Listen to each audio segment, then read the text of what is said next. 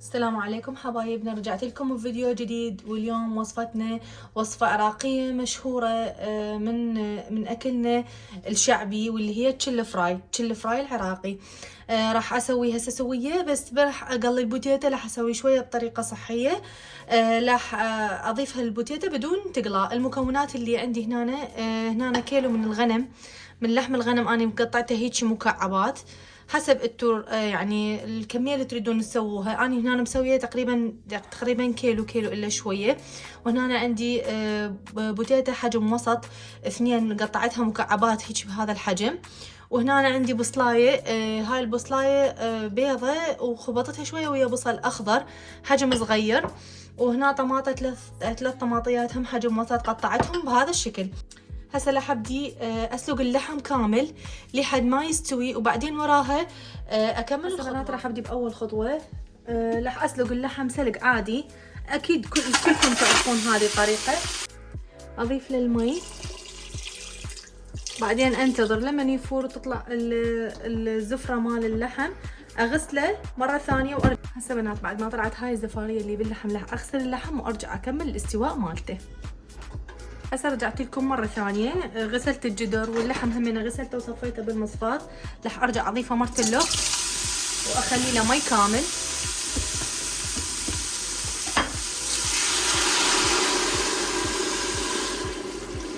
المي اللي هنا تشوفون يعني يغطي لي اللحم. راح اضيف الملح، املحه كامل اللحم.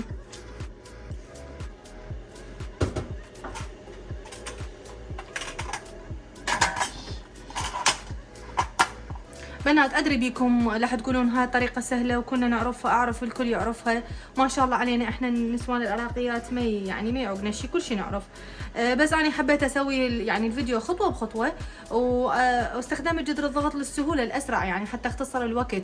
اذا انت حابه تستخدمين الجدر العادي تسلقيه سلق طبيعي ياخذ له تقريبا بالساعه ساعه ونص يلا يستوي. انا هنا هسه تقريبا كل 20 دقيقه 25 دقيقه راح يستوي اللحم كامل. ما راح اخليه يستوي كلش في المره لانه يتفلش. بعد عندي مراحل وياه، هم راح احمس البصل والطماطه والبوتيتا، فهوايه بعد عندي مراحل، فراح اسلقه يعني مو كلش استواء كامل، نص استواء.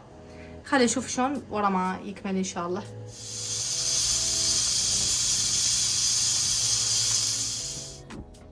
هسه بنات بعد ما استوى عندي اللحم استواء كامل، وهذا المي اللي طلع من عنده راح اشيله على صفحه استفاد من عنده بعدين بالطبخ مالته. راح اضيف زيت وابدي احمس المكونات كامل. اضيف البصل،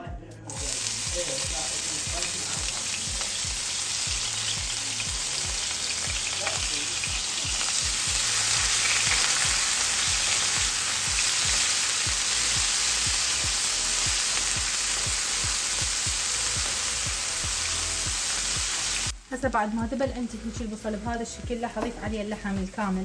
مو مستوي كلش كامل، هو مستوي شويه.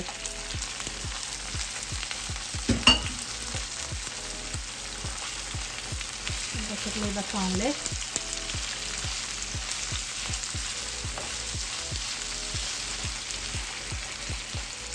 انا خليت هذا اللحم شويه بدهن، هذا الدهن شويه طعم طيب بعدين بالحمص، حتى المي اللي ينزل من عنده مال السلق يطلع طيب يعني لي نكهه. ما خليته يعني شرح بحاله، شكلته قطع بيها لي وقطع يعني شرح.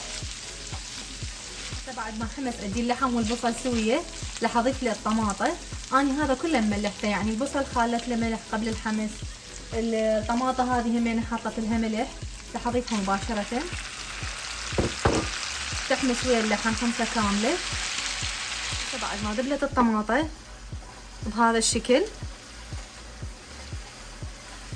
حمست ويا اللحم، راح اضيف هنا البوتيتا هنا عندي اني ما مستويه. هي الطريقه الاصليه مالتها انه لازم تتقلى البوتيتا، بس انا ما راح اقليها للبوتيتا لانه راح تشيل دهن هوايه وتصير الاكله كلش دسمه. راح اخليها هيجي واضيف لها شويه مي هيجي كلش قليل.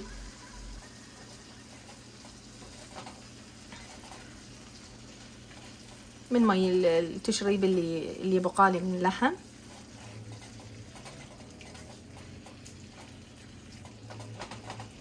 هي المفروض الطريقة مالتنا التقليدية انه لازم تتقلى البوتيتو وتنضاف اخر شي، بس انا هنا هسه اليوم حبيت اغير، ما راح اقليها، راح اخليها بدون استواء. اضيف لها شوية هذا من هذا التشريب، شوية هيك قليل، كلش قليل،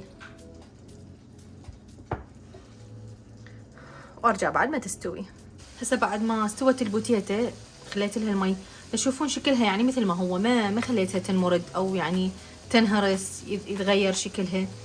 ورا ما استوت شفتوا الطماطة مالتنا يعني تنحسب على الطماطة برتقالية، فلازم اضيف شوية خاشوقة معجون، واضيف رشة فلفل اسود. انا ما خليت اي نوع بهارات، يعني حاعتمد بس على الفلفل الاسود، وهو طعم اللحم والمي مالته هو اللي راح ينكه لي الاكل كليته، ما راح اضيف اي اضافات ثانية تغير من طعمه. راح اضيف خاشوقة معجون هنا عليه واحمسها كامل وياه.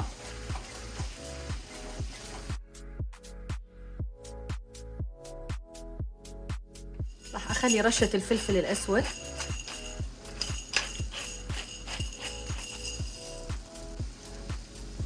شوية اضيف من هذا التشريب مالت المي حتى تتسبك المعجون كله كامل، ينحمس وياخذ طعمه كله ويا التشيلي فراي. اتركهم فترة دقيقتين وارجع اشوفكم النتيجة النهائية مالته.